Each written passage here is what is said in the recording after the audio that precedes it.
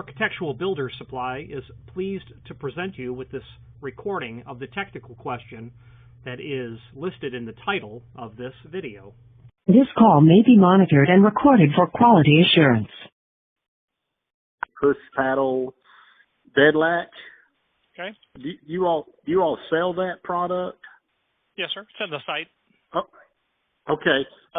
Here's my question, and I'm in Tennessee, and I'm building a building, and it's I've got to have an outswing egress door, and I'm trying to keep this. We're renovating the barn, and I'm trying to keep more of a residential look than a commercial storefront look. And so, my question would be, can that 4590 unit be installed in let's say a 36-inch full view patio outswing door? If I'm sure it's got to be hollowed out to receive that latch. You follow my question? Yeah, of course. So the answer is yes, because I've not heard anything that makes the answer become no. So obviously the question is, what lock are you installing into the door? And then, so what lock are you installing? Well, the door, according to our fire codes, again, I'm in Knoxville, Tennessee. I've got to have a panic hardware or something that to egress the building, you just push the bar or the paddle to go out of the building. So it's very good that you said that. The 4590 is patently disqualified from that application because it does not extend over the adequate percentage of the total door width. You've got to cover at least 75% of that door width with the actuating pad. So you would need what we would call an exit device. Is that the bar that goes across the whole door? In layman's terms, that's exactly what it is. Yes, sir. Yeah. Okay. Now and I'm glad, finding somebody that knows the answer it's been a challenge. And I saw you guys online. I saw you. You done a great job on that video. When I sat down and watched it the other night, I thought, that guy knows what he's talking about. So here's my question is, a residential 3-foot full view patio type outswing door would normally come with a single hole, or if I wanted a deadbolt, it would have 2 holes drilled in it. But I need a blank door with no holes to receive that push bar apparatus, correct? Not necessarily. So what is the occupancy type? Is this a home? No, it's a barn that I'm renovating into an event center. Very good. It's a small barn, like 75. The fire codes have set me an occupancy of 73, 78 people. But they said you got to have two outswing egress doors in my barn, which is a 28 by 50 building, not a big 1,400 square foot building. So the code that they're referring to obviously is a local code, but the standard that it's founded on is was the NFPA 101, National Fire Protection Agency 101 is the document, and the cutoff is 50, so that's why they're looking at that. The number, the 73-person number, that actually is distilled down to how many exit devices and openings you have to have, so they determined that it was 2 based on a formula. That's an NFPA 101. So the answer to your question is, if you want to get in from the outside, you're going to have your door supplier prep it for something like a knob or a cylinder or a lever. So you would want to be sure that you have the door supplier prep it for the hardware that you're going to supply. The question becomes is, how wide are the stiles on this door? Is it a flat, flush, no glass door, or is there glass in this door? No. I'm wanting to keep what I consider a residential look that will be just like my French doors. And the style on it, I'm going to say, I'm looking at one now, it's about a 7-inch style on each side of the door. Okay, so that's beautiful. That means you can install, you're not going to be restricted in terms of what exit device you can put on there. You can put on exit devices that, with an outside access, so you can come in with a key or a handle. If your clients are going to be coming in there, you're going to need to think about handicap compliance, which would be a different code and standard. So you'll want a lever right off the bat. And you can do the exit device and lever combination like that for $250 all the way up to the sky's the limit. 10 times that, depending on the durability. So that's what you're looking at. My biggest thing is to get something that is a panic hardware to get my building, my fire code people happy. I mean, I don't even care about the panic hardware. It's just a barn, and we're going to have limited amount of people. But I'm having to walk the chalk line to get everything done with our local codes. And so it sounds like I need to go to a full bar. Yeah, codes keep us alive. And I'm not the code police, but I am a certified fire and egress door assembly inspector. I've got the letters after my name. Okay.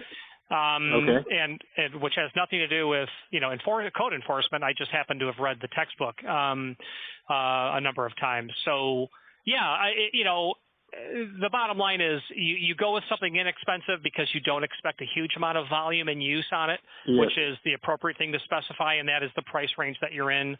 But a Greyhound bus station, a school, tens of thousands of operations a week, that kind of device would never last. So you could order the hardware and then give it to your door guy and say, here, drill it for this. Or I could just tell your door guy, here's what I want you to drill. So it's easy. And what was that? I'm probably the door guy, being the guy that's renovating this building.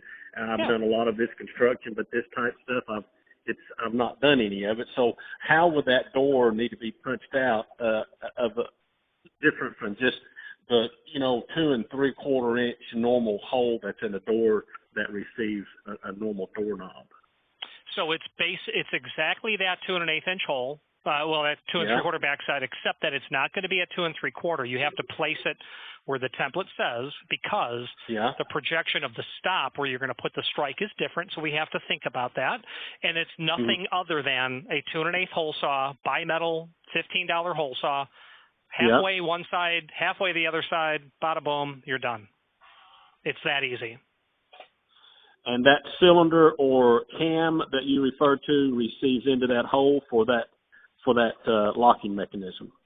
You're going to have a lever on the outside that'll have a key in it, and the only option you get with that is you can either make it so that that lever can be left as a passage, which is what you would want. The other way that people do it is it's always locked, which you wouldn't want. You want people to come in during an event. Yes.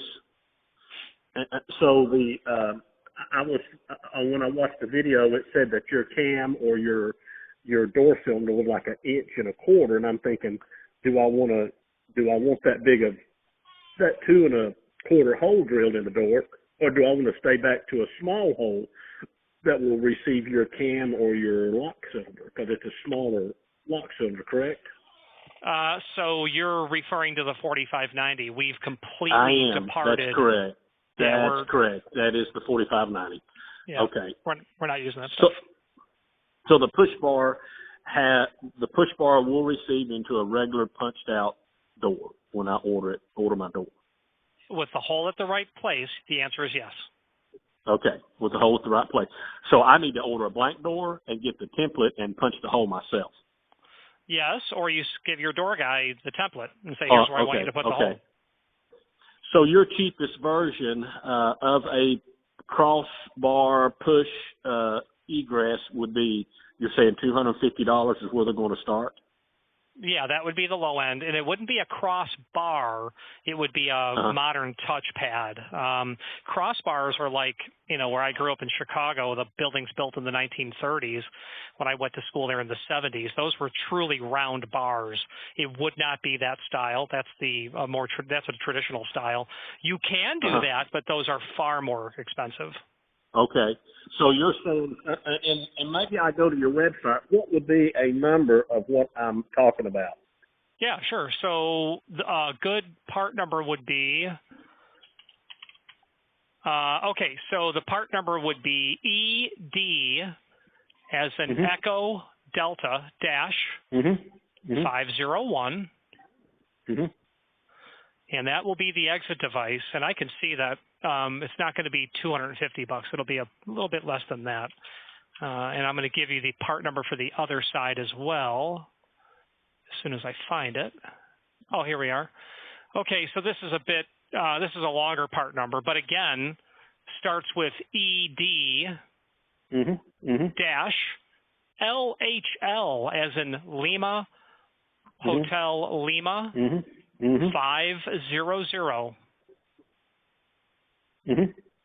And that would be the outside portion that would give you a keyed cylinder on the outside. And the only difference when those come up is the color.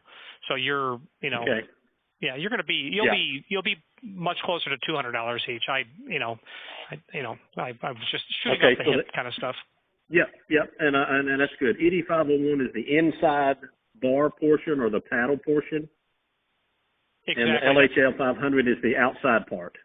Yes, the technical term is egress for the inside and then ingress for the exterior side. Yes. Okay. And that has the strike plate, and you're saying it's a paddle. It's not a bar, but it's more like a paddle style on that 501. It's what we would call a touchpad. It's a long U-shaped channel that is a part of the greater assembly that is spring biased so that when you hit it, it will not only pop back out but pull the latch bolt in when you strike the touchpad, and it covers the appropriate quantity of distance of the width of the door so as to be code compliant. Okay, so if it's covering 75% across that door, then each side of that door has got a secure point, a place where it secures. That's exactly correct. Yeah, you're going to put fasteners on both ends of the door. Yes. Okay. So that actually will go all the way across the door as you're looking at the door horizontally. Yes, sir, it will. Okay. All right. So, I mean, is that something I should look at buying locally, or are you going to have just as good a price to ship it? Because, I mean, you've been very helpful and you're knowledgeable, and I just want to get this right. I don't believe you're going to find it cheaper, and I don't think your time is worth even the search. That's my opinion. If time is not of the essence, by all means, look around. But we've been selling these for decades, so. Yeah. Now, is that an Adams Rite product? No, sir. It's by a company called Transatlantic. Okay, so it's a Transatlantic product. Okay. Well, it's been educational, and just so, can you ballpark your price on the 501 and the LHL 500? Yeah, you're saying of about course. 200? Yes. Let me pull it up exactly because I've been shooting off the hip. So you need two of them. Okay, so let's do two exits. Let's do two levers. Total with freight is going to be, it would not exceed $375. It would probably be $365, right in that range. $365 for two devices, so it'd be two 501s and two 500s. Yeah, it's precisely correct. Yeah, $365, give or take, and that's shipping to Tennessee. Yes, sir. Okay. Gosh, this is great information. I can't tell you how much. You know, my dad always had a saying, one that knows is worth four that doesn't.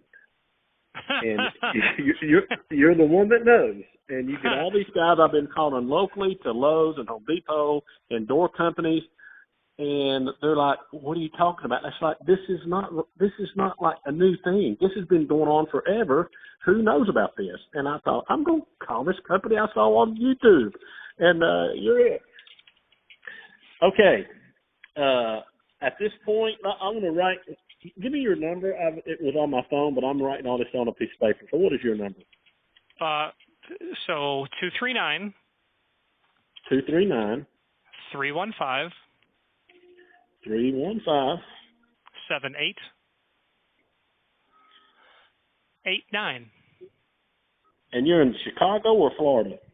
I'm in Florida. I'm from Chicago, but we come down to Florida a few years ago. Smart move. Okay. And your first name was what? Richard. Richard. All right, Richard. My name is Danny. I'm in a little town in Tennessee called Strawberry Plains. If you've ever heard of Dolly Parton, we're right near Dollywood, Sevierville area of East Tennessee. I've been to Dollywood. Okay. I'm 25 miles down the road, just outside of Sevier County. I'm 25 miles down the road. You came right by my exit when you went to Dollywood. Yeah. Architectural Builders Supply hopes you have enjoyed this program. Again, thank you for watching, and if you've enjoyed this video, please click thumbs up, Please subscribe and maybe even send the video to someone that you know. Thank you.